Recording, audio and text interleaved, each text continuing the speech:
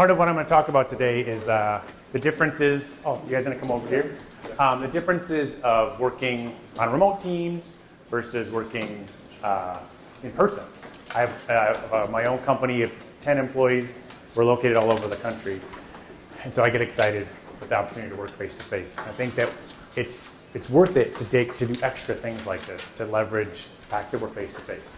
And it's the last session. You guys all know that happy hour starts at 4:30, so I appreciate you being here. I'll make this quick and value-packed. So I think I had 4 different titles. The short version is I want to save you guys time in your meetings, cutting your meetings and your email, literally in half. Congrats for making it through the winter. I think it's worth mentioning, regardless of where you're at in your career, to invest in yourself.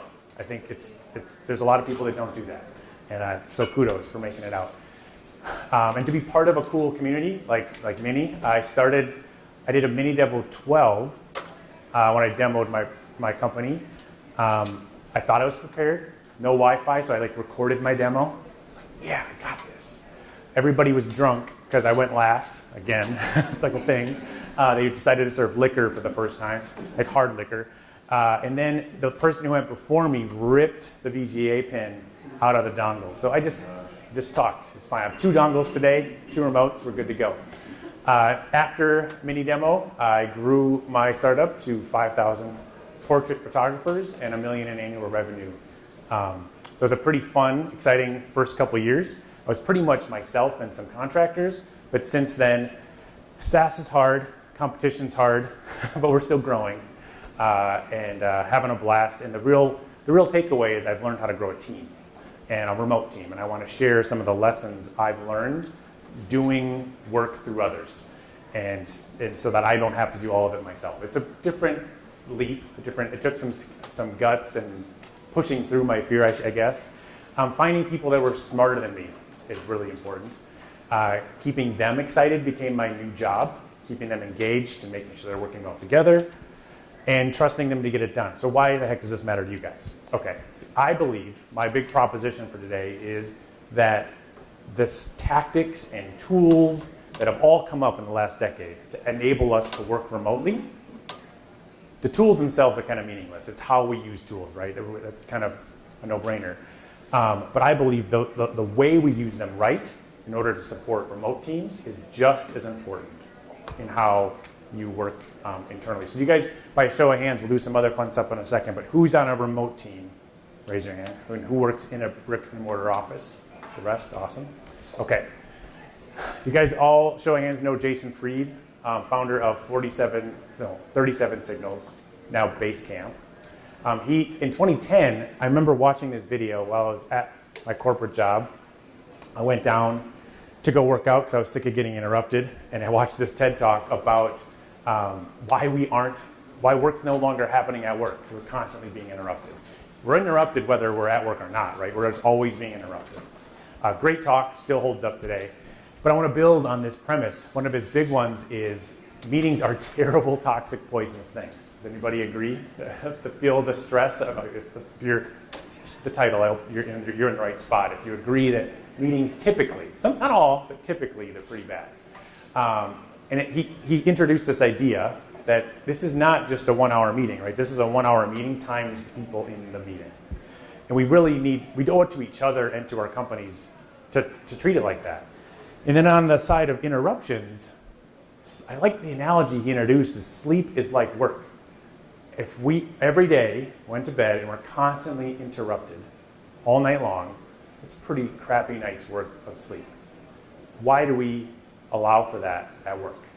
We're constantly interrupted, pulled out of our focus, pulled out of the things we're doing to respond, interact with other people. Okay, some of the ideas he proposed. We have casual Fridays, why not no talk Thursdays? I'm curious if any of this has trickled into any of your work.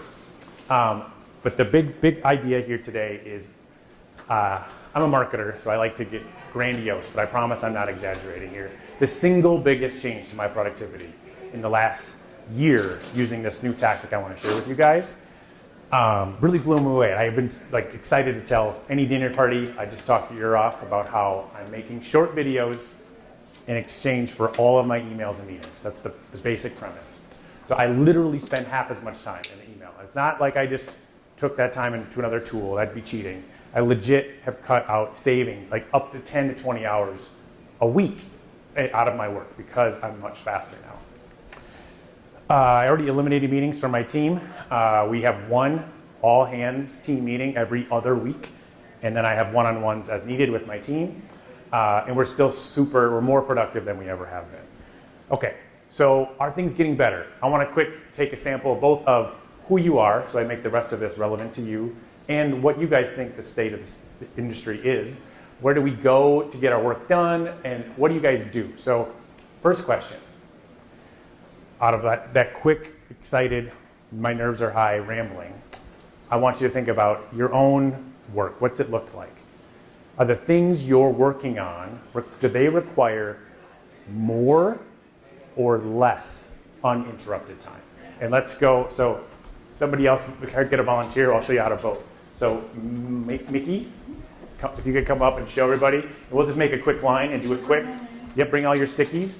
So just if you think you need more uninterrupted time, put it here.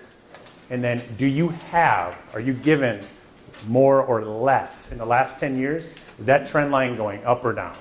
You're being given more or less. Awesome, that's good. And then are you a manager on a team, sales, training, support? Just a little about what kind of work you do. There's no right or wrong. If you lead at all, perfect. I think we're all leaders, right? So yeah, that's perfect. And everybody else, come on up and we'll just go ahead and vote. Now that you guys know how to do it. Anybody have any questions on how to do it? I'll just keep on chugging along. Get us out in time for our drinks. So again, that first question is, in order to do your best work, right? Are you being given more or less?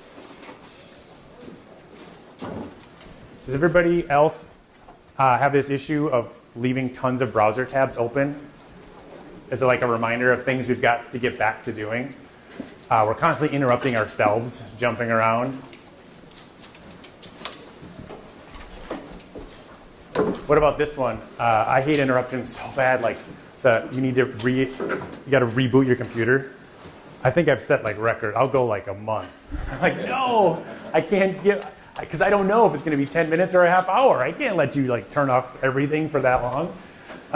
Like I remember back in my day, I worked at Lawson Software. We had all the security protocols. It would legit take 20 minutes to reboot a computer, so we never did it.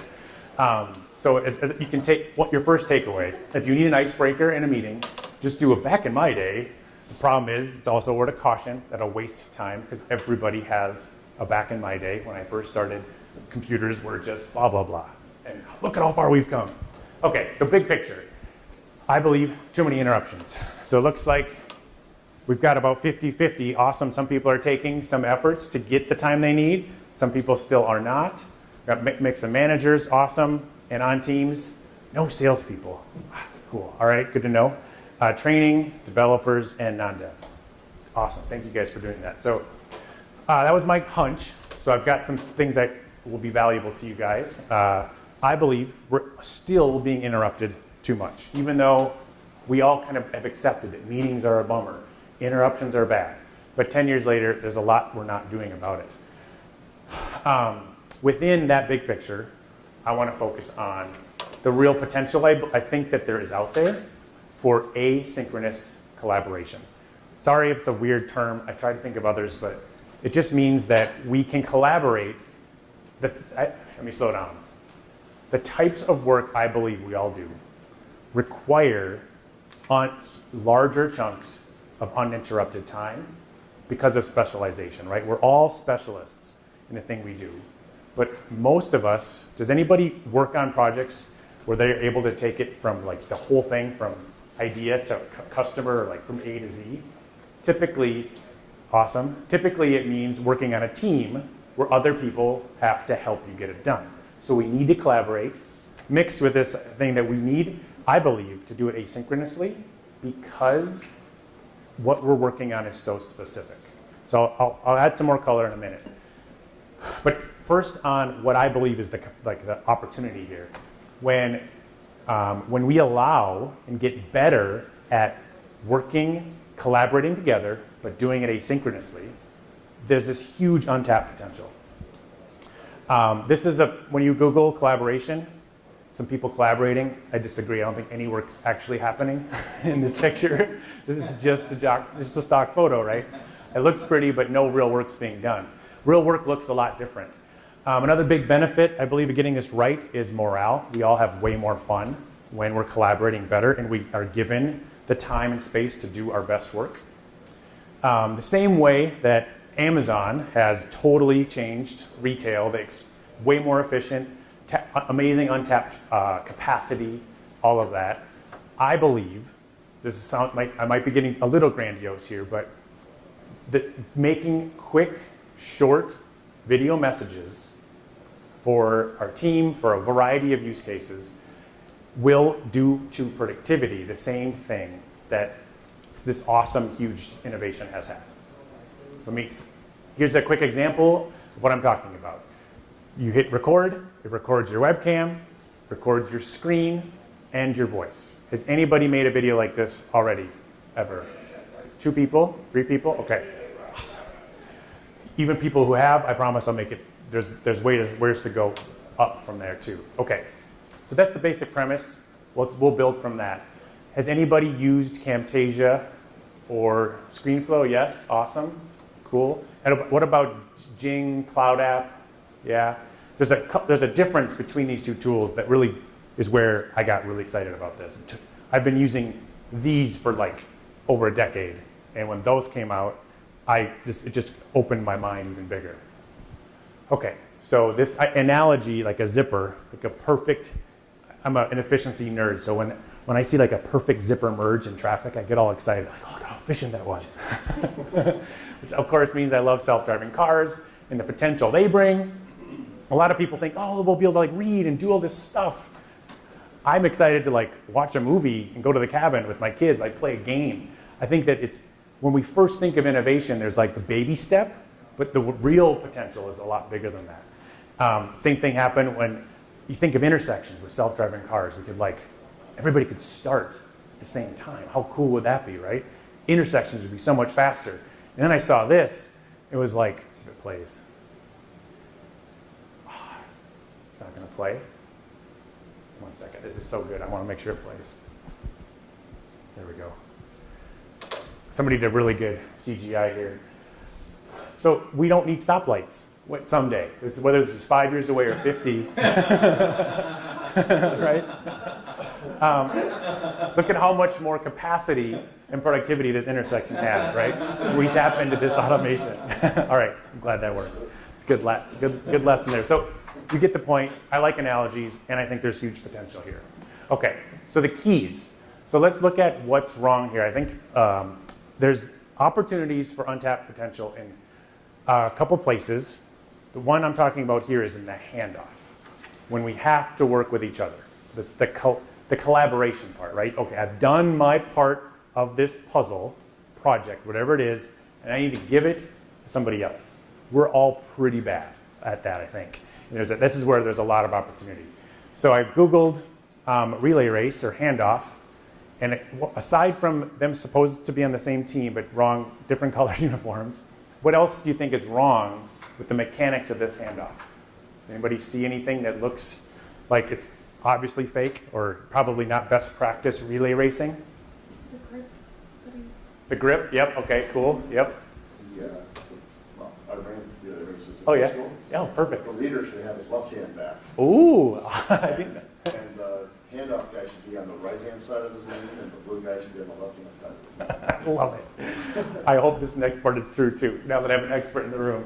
So my theory, let's see if they're doing it better. The right way that I want to point out is this one. Which direction is this guy looking? The lead guy's looking back, right?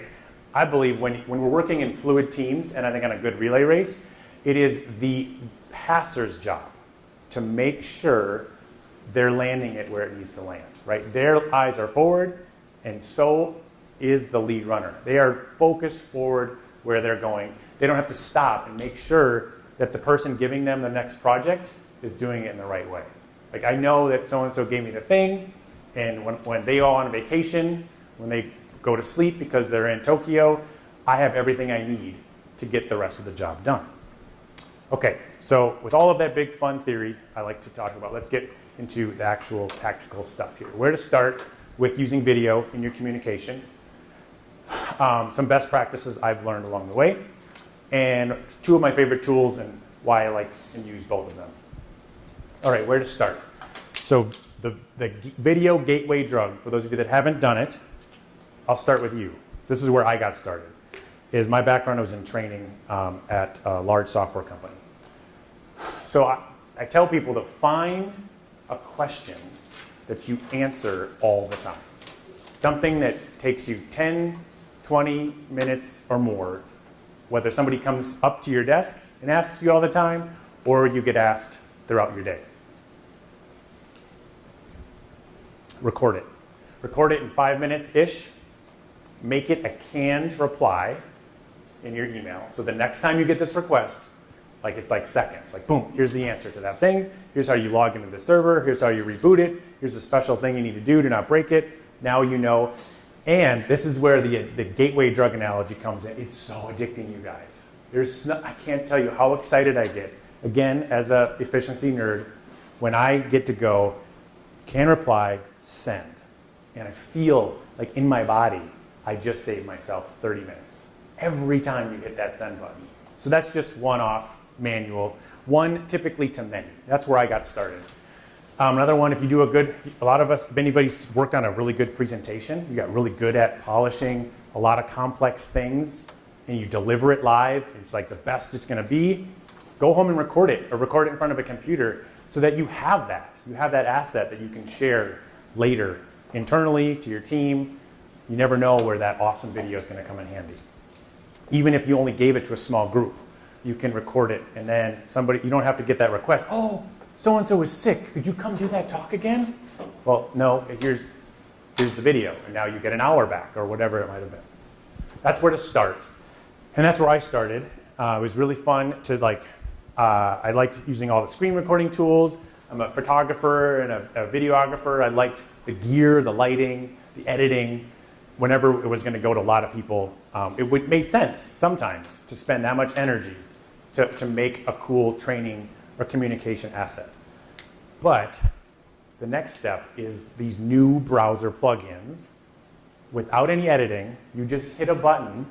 I have that one right there is Loom, and this one right here is Soapbox. So when I have an idea of anything I want to record a message about, I just hit record. And I love their slogan. So it's useloom.com. It's my favorite one. Faster than typing. I stopped for a second one day. I was like, came back to install it on another computer, another browser.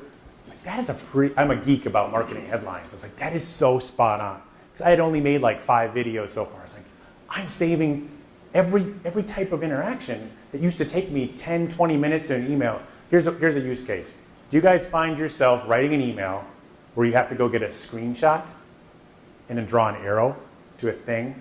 Okay, I was doing those all the time to customers, to tech support, to instructions, and it would literally take me 20 to 30 minutes to write one of those emails, and I was completing that whole thing in a matter of minutes now. Okay, so they since have tons, again, anything you write an email about, or any internal communication. I think personal, I saw that today. I was like, oh, I can even I actually did do that to my best friend in Montana. I made him a video about how I was excited to see him. It's this really cool personal touch. So they really are infinite. I will show my favorites. Responding to tech support. I remember we're 6 years into a software SaaS company, and we're really getting really quick at releasing new features. But what does support gets all bummed out when you release a new feature because the screens change. And all of a sudden, all of the old library of training videos we had is less relevant because it doesn't look right. So that's not a reason to slow down innovation, right? And I think we're all working in companies where the documentation, the help videos are terribly out of date because the priority is always going to be an innovation. That speed just gets faster and faster and faster. So training and documentation of videos are kind of irrelevant. And now, as out of necessity, really, we respond to tech support questions one-to-one. Instead of worrying about having, like our training videos are more like strategy, like big picture stuff. Like here's how you should be using our software. We don't go into the screens even at all. Like those are the library of training that lives forever is the strategy, whereas the how-to step-by-step is just a one-to-one video. And now it's faster for my tech support team to respond. And at first I thought that our customers wouldn't like it.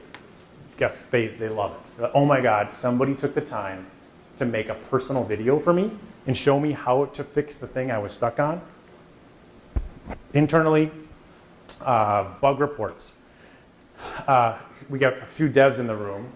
What are some of the protocols for when somebody submits a bug ticket, right? Make sure you see the browser, the operating system, make sure your screenshot includes the URL so we know exactly where this is happening. All of these things we had internally, we would always drop the ball. Now, we all just, if anybody, a customer will do it for us even too. They make a step-by-step, here's what's happening. Here's what I did to make it happen. Devs lose their mind. Like, oh my God, this just saved us like 10 back and forth. I know exactly what's happening now. Sometimes, like we've even taught our support staff to like open up the debug thing in Chrome and record that stuff too. Saves so much time. All right. It's all about eliminating the handoffs, right? If we can just do one handoff really, really well, we're saving exponential time, right? When I want to delegate a project now, I just open up a video, record my idea, what I want done, the basics. As I'm getting better as a manager, I stop telling people how to do their job. I just say what I need done. And I post the video into a Trello card or any kind of project management system. They watch the video and create their to-dos, the big milestones in the project that need to get done. So that way I can come in and if I care, I can see their progress on that project. Instead of I used to have to schedule a meeting. Hey, let's sit down. Can I interrupt your day so I can tell you about what else I want you to do? I felt bad doing that. Now I don't have to interrupt them. I have this idea and I record it and I give it to them to watch and review when they want to. Cold emails. I know we don't have any salespeople, so I'll skip that. I'll just say, I believe we're all in sales. That's the one line. If you ever want, so there's one big sales effort I do, it's still my job, is reaching out to like VIP partners that are super busy. Most of them don't even check their own email, right? So cold emails are annoying, but I was sending them at like a 2%, like a 2 out of 10, 20% like open contact rate. I started making videos for these people with my face in the thumbnail, and I would show how we would work together. And I'd get these amazing responses. My response rate jumped up into the 80 to 90%. And the enthusiasm, like, oh my God, dude, how'd you make that video? Yeah, I totally see your vision. Let's jump on a call. I can't wait to see what you want to do. So sales, it's huge. Replies to complicated emails. Anytime I get, depending on where you're at in your business, if you don't have the authority to be like, nope, don't send me emails like that, we can still reply to really complicated ones. And instead of taking screenshots now, or you know how sometimes you'll say reply, see my answers in line below, and it's like 30 questions in one email. So bad. Now I literally will record the screen of their email. And I'll say, okay, let's talk about this first. And if I have to go show them something and answer it in another browser, I'll go show them. Otherwise, I'll just speak to and highlight the things where I'm talking them through my reply. It's still painful because they didn't do me a solid by communicating me well, but at least I'm done. I don't have to create another interruption, another several cycles before this is off my plate. Quick question on that. Yes. So if they were to send a video and there's 30 different points that needed to be addressed, wouldn't it be harder for you to respond? Totally. Yep. That's something I'll cover in Q. And there are some issues with people making bad videos because as a receiver, if the video is bad or too long, it bundles up too much complexity, right? I would typically, as a general rule, I think a good email has like one key point. When I'm sending something and I want a response, I want just a couple things back. I've got a better answer for that at the end, but that's a really good question. Okay, one of my favorite ones is hiring videos. So number one, I make a video of myself. I do a short 5-minute presentation about my company, our culture, our vision, our values, why you'd want to come work for me. So they get a sense of who I am. It's instead of spending $5,000 on like a commercial, I just spend 5 minutes on talking, right? Because I don't want to, it's almost like in the home buyer's market where you show up to a house where their pictures were like too good, like the extra wide lens, like this place isn't as cool as the commercial. I don't want that when I'm hiring people. I want them to know who they're going to be working with. It's me, just plain old me. Then next I have them make like a 2-minute video. And the first things I'll typically ask is, hey, just hit record. I reassure them, guys, like it doesn't have to be polished. I'm not judging that. Just tell me why you think you're a good fit. And that alone weeds out. Part of the hiring process really is just weeding out the people who aren't that serious. And then I'll also, lately I'll say, here's a project that you would work on. Make a 2-minute presentation, 5-minute presentation about how you would approach that problem. And it's amazing how much time it solved. At first, I was a little nervous. I thought I was being a jerk and like making people jump through too many hoops. But time and time again, applicants thanked me in their videos. Like, oh my gosh, that video you made was so cool. This is so fun. I get to actually show you what I like to do. Okay, here's how I would do it. And most of the people were commenting on the process and the opportunity to make a video for me. It's not only faster for me. The last person I hired, I had 200 applicants. I had 4 interviews. And I think 50 people made videos for me. But I was able to watch those 50 videos. Guess what? I didn't watch all of them, guys. Just like imagine we're in Minnesota, so it's even harder. You walk into an interview, but they're on either side. I believe that hiring is about both people making sure they're a fit. Either side of the table you've been on, you know within seconds. Like, I got all excited to come here, get all dressed up, schedule a half hour of my day, and you both know within that first minute that it's not a fit. That is all gone when you just watch a quick video of somebody. And they like it too. Okay, that's one of my favorites. Okay, as we wrap up, I want you guys thinking about what will your first or next video be. I want to hear some ideas from everybody in the group, because I'm sure you guys will have new ones that I haven't thought of. That's where to start. Best practices. Let's talk about why. I think it's good to understand why we do things so we can stop doing them. Why do we interrupt people so much? I believe it's because we are actually saving time. We think we're saving time, right? We're saving our own time. When you are working on a complicated project, you bring all of this stuff into your working, I like computer analogies, RAM memory, short term, right? Some things we're working on, you could be working on something all morning. Take you several hours to get it going, and it makes you think that your thing is like super important, but you're stuck. And you need to go ask somebody or talk to somebody about it. And so while you're saving a little bit of your time, you're costing somebody else's by interrupting them. It's just like saying, yeah, so that thing you're working on, my thing I want to talk about is more important, so let's talk about mine. Forget all of the time you spent learning about yours right now. I'm going to talk about mine. I don't know the source. Any developers, if you know, let me know after. I've heard this saying, and I've tried to use it in my team, where a lot of us talk to think. I obviously do myself. And I was interrupting my team just to talk an issue out. And by the time I was done talking, I realized I didn't need to interrupt them. I kind of figured it out on myself. So there's this concept that some dev shop had like a stuffed animal in the corner, and you would go tell the stuffed animal your issue or your bug or your idea. Just go say it out loud. And by the time you're done, you're probably next time when you actually do interrupt somebody, you'll probably say it better and faster. And most of the time, for me, you figure it out on your own. Like, oh, actually, I'm sorry, I didn't actually need you to do anything. So document it first. This is the reason why for support tickets, you've got to like have everything there. Instead of documenting it, just make a video. So there's a lot of times where I've got an idea for somebody on my team, and I'm done with video and go, that's a pretty bad idea. Good thing I didn't interrupt them. I'll just hit delete, and I saved that interruption.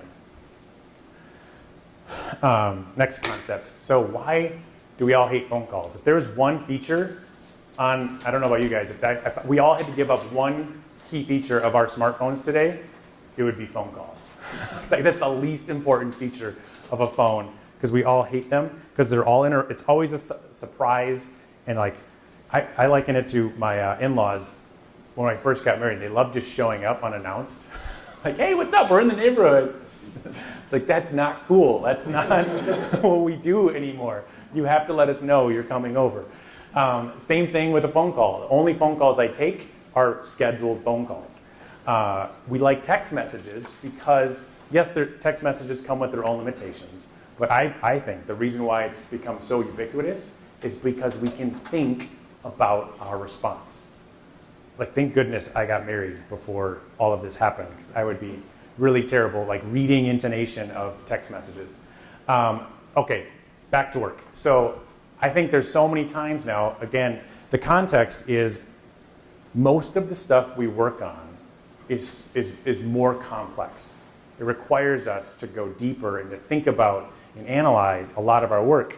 So it doesn't make sense to have a meeting, right? It means that the next step is a lot of us need to go off and think about what we're going to do. And if we answer on the spot, a lot of times it's inaccurate or it's just the best guess. So we need time to think and to respond. And in order to do that well and replace the meetings, we need to get better at giving and passing the ball, passing the baton when we hand off a task and we're done with our part. Does anybody else love Reddit, the sub, not my job? I installed the soap dispenser, boss. It's ready to go, but like somebody goes to plug something in, they get soap all over their hand. This one, some dude like volunteered to go mow his grandma's yard, but the neighbor like mowed right up to the property line and noted it's like, nope, this is as far as I'm going to go. I'm not going to mow this obvious strip that needs to be cut. It's not my job. Put the manhole cover on, installed the ceiling fan.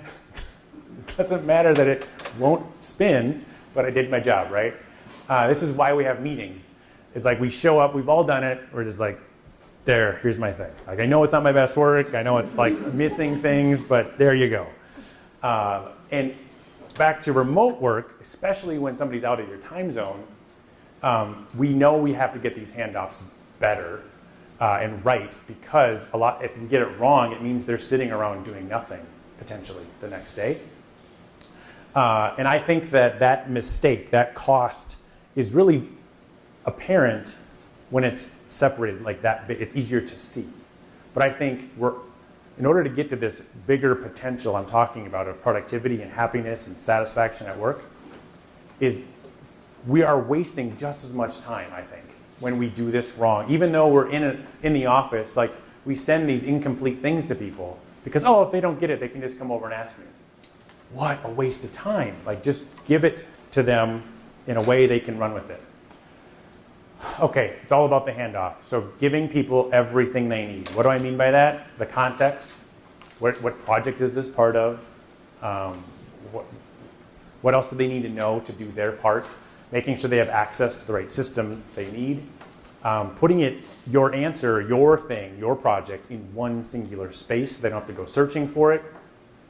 Whether that be a good email, a well-written email, or we use Trello or some kind of task management. I don't think you should put a handoff in Slack. Slack is more for like putting out fires or discussing things. I don't think Slack's a good handoff because if they miss it. Other things can happen, right? So we should all be doing better. That's where the opportunity is. How many times a week does this happen? Where you're like working on a project, you go to do your part and like they forgot to give you access to the Google Doc. It's like, dude, I was ready to like do my thing and now I can't. Now I have to sit and wait for you I have to interrupt you so that you can finish giving me a thing back. So this is where video messages really, really help, where you can take all of the context, all of the intonation, especially when it's creative work, you can talk through why you did the things you did, right? One quick tiny detail with Loom, they've got one of my favorite features, a way to get your email read or clicked on, is when you go to share, you can share it places, of course, right? But it creates this awesome thumbnail for you that you paste into your email response. And I'm an email marketer too, and I analyze over the click-through rates, are significantly higher when you have an image of a video. Even though we all know videos don't actually play in the email, actually I take that back. With the Loom plugin, if the receiver has Gmail, it plays the video in their Gmail. Anyway, I geek out about these things. Okay, don't send bad emails. Hey, help, could you please help me respond to the upset customer? What? We've all sent bad emails like this, we've all received them. They don't include, you're just giving somebody else a job instead of doing yours. If you want a response from somebody who's busy, we're all busy, right? So frame it so it can be a quick yes or no reply. I think back to grade school when we really, really wanted a reply from somebody we had a crush on. We just say circle yes or no. We made it really easy for them to reply. You want to give them the whole situation, what you recommend. Here's what I think we should do. I'm going to go ahead and do this. Yes or no. These are my favorite emails to reply to because I can do it on my phone. I've told my team, don't give me something where I have to go log in on something else when I'm on my phone, because sure, I'll do it when I get back, but this way you get a response to me instantly because all I have to do is reply. And it also, side note, as a manager, it builds trust. It shows my team that I trust them, that they know how to do the thing. And I just 9.9% of the time, I'm like, yep, you got it. That's exactly what I would have done. Keep chugging along. Okay. Other things, other best practices. Do you need a lot of stuff in return? Should it be in an email? Break it down to its simplest things. Don't send emails like we were talking about earlier with a bunch of things in it. I usually, especially if I'm dealing with VIP, the right PC, just people who think they're more important than they are, right? I will only ask them for the first thing I need from them. Even though I know I need a bunch of stuff, that's a guaranteed way to have nobody respond to your email when you give them the 30 things you need them to do. I just ask for the first thing I need from them. Awesome, sweet, this is great. Okay, good job, you're doing great. Now I need this. And they're like, oh, then they do the next thing. Okay. Different tools. The key point here, what really blew my mind is the first time I was making videos, I was editing them. That's not what I would recommend any of you guys do. Editing videos is a time drain. If you say to yourself, I've got a slide, but I'm going to say it now. My mantra this year is the key to success is doing your future self favors.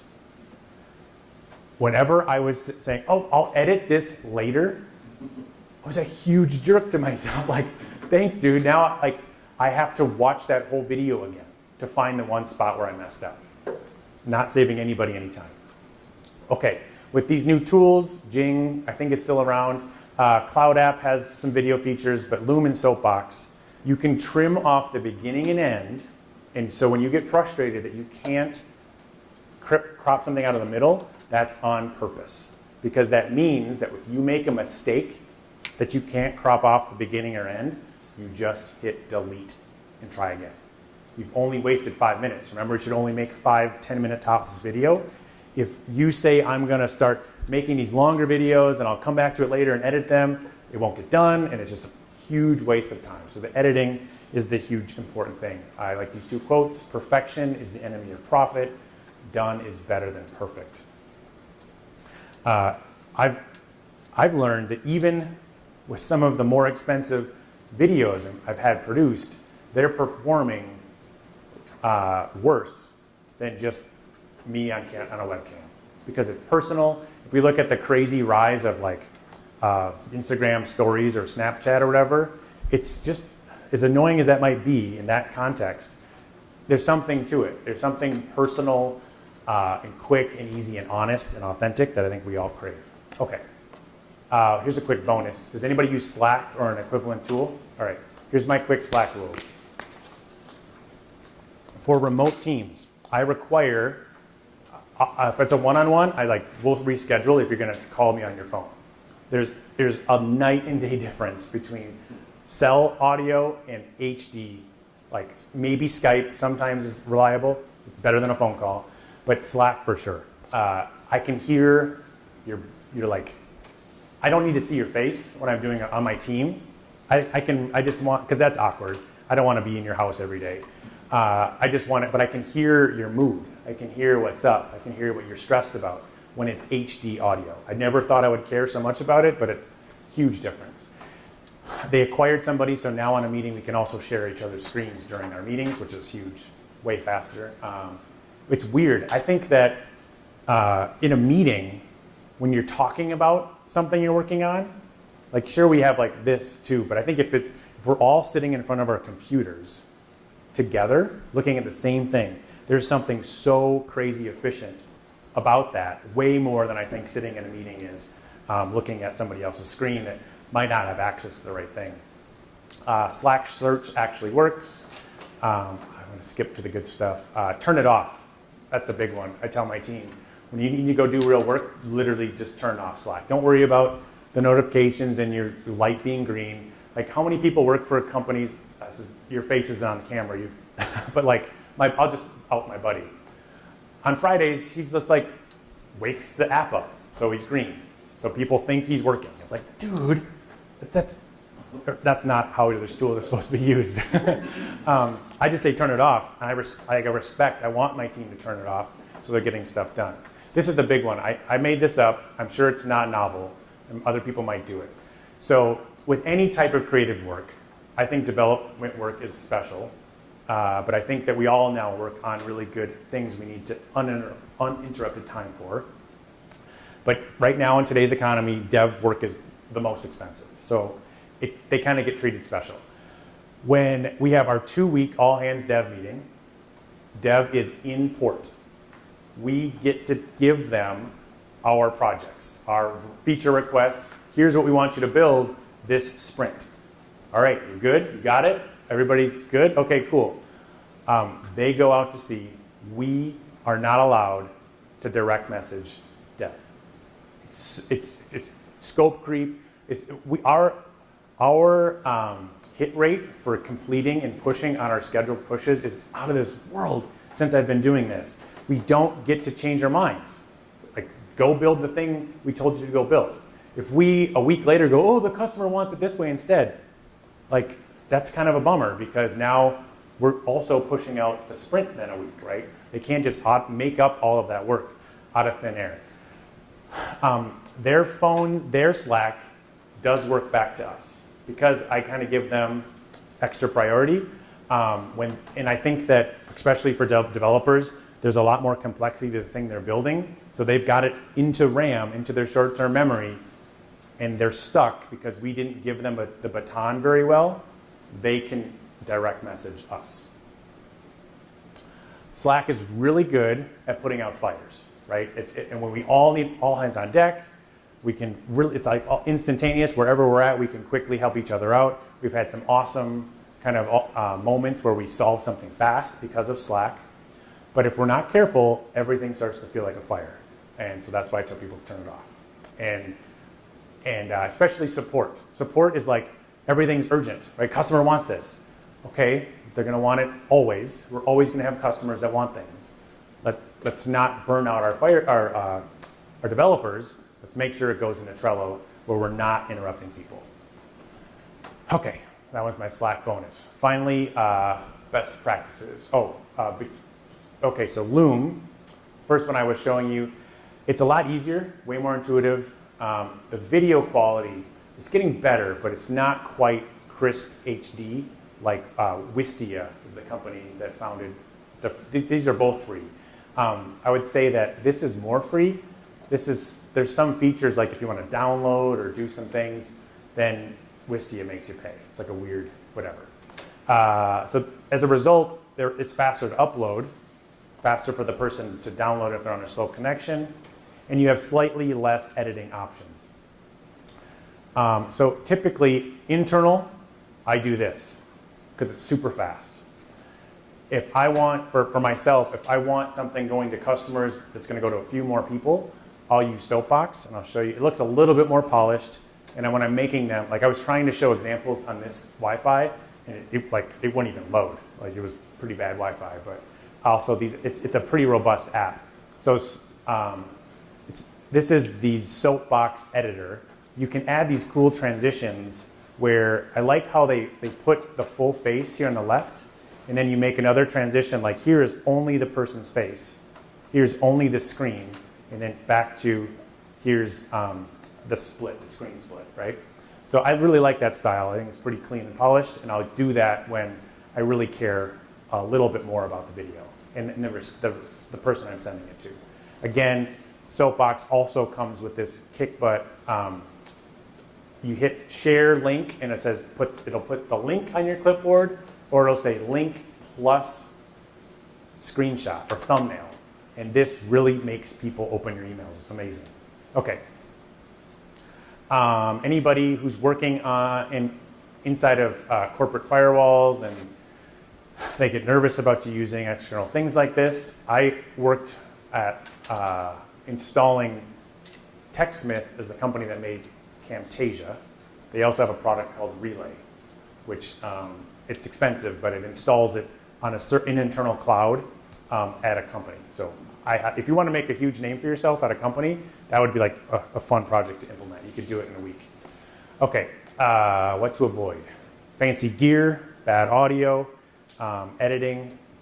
Keep it under 5 minutes, and just don't try to make it perfect. Like I said before, success comes from doing your future self favors. A reminder, sleep is like work, right?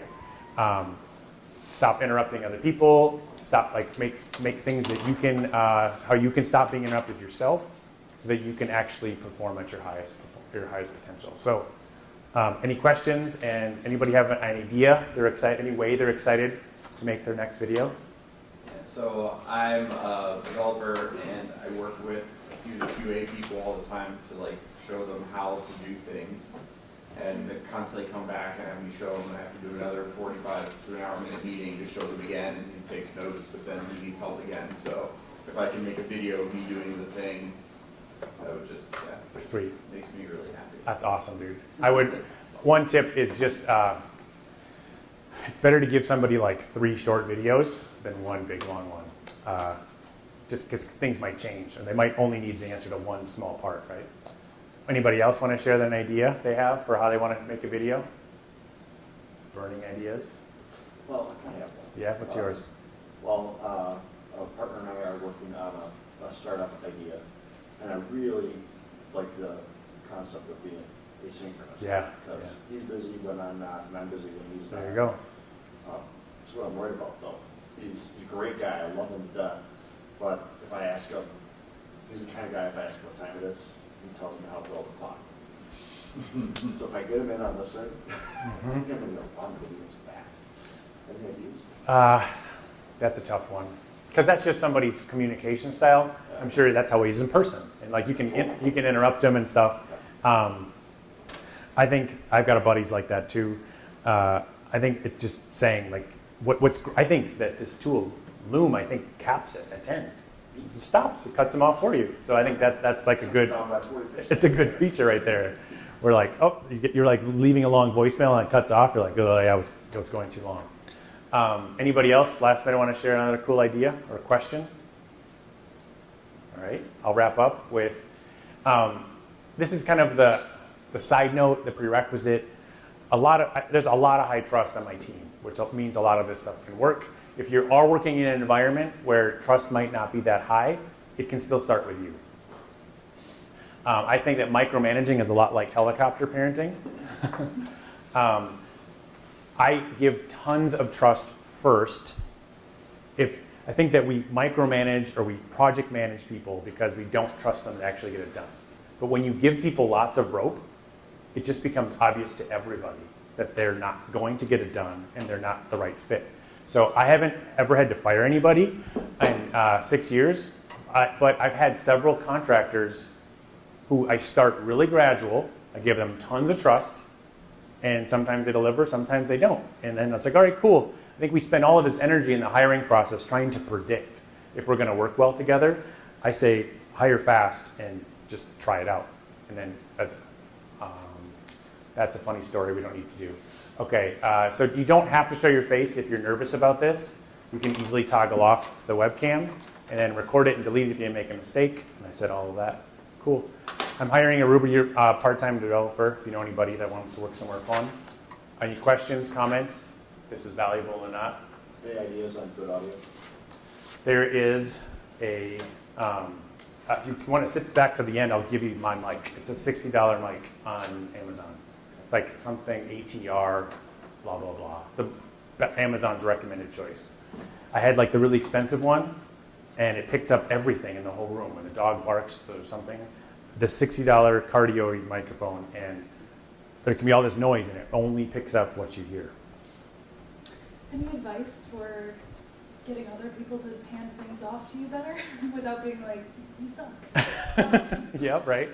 I think it just starts, I think that, a couple things I would do is you just start with giving, right? Just being the role model. People invariably have caught on. I have not made it a requirement for anybody in my team to do this. We just all naturally make videos now. And we white label another software company, and they have a very different approach and different standards to things being done. And they use videos now. Same, like we make videos to them, and instead of me saying like, hey, could you please make a video? They just do it because if they see how easy it is. And so I would just lead by example. And then if you, I don't know how the politics might work, but I would show your leaders and have it become a thing you do a guest presentation on and share it with the team. So I think forcing people to do something is not, that's never usually a good thing. Like just trusting people to do the right thing, right? Cool. Let's go have some drinks. Any other questions? I got one to add to Yeah. your list that I Yeah. recently discovered. It's I'm a creative, and so there's one called Sync Sketch, and the Sync Sketch allows you to upload a video, and you can control the speed. You Yeah. can pause at a certain point. You can then write on it, make notes while you're talking, and play it back through over and over again. And so for video editing, things like that, it's free. I think that they're paid. Versions, yeah. The cycle is that if you wanted to keep it forever, Yeah. like after 30 days, Yeah, right. it expires, so it's gone. So it's good for getting feedback on a video. Awesome. And any other things. Very cool. Sync Sketch. Sync Sketch. Thank you. That's awesome. Awesome. Thank you, guys. I hope this is helpful. Have a good one.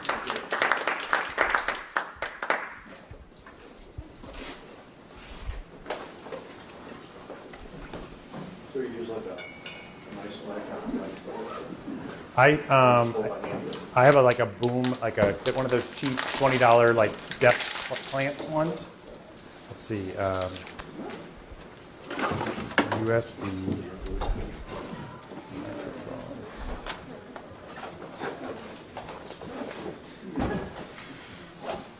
I thought it was. Let's do ATR. And I've got the Yeti mic. That's the one I had too. Yeah. It's good, but it's not. There we go. This one. So I had like some other background noise, and it's called cardioid. That just means that it's like only listening to what's within like a few feet of your. So you have to be close to it, but the Yeti's cool. Cool, guys. No, sorry. I have a company that I white label, meaning it's like it's all good. No, I would not be like by name saying they're bad. Sorry. It's all good. I was even pointing at that. Thank you. Cool. Thank you, guys.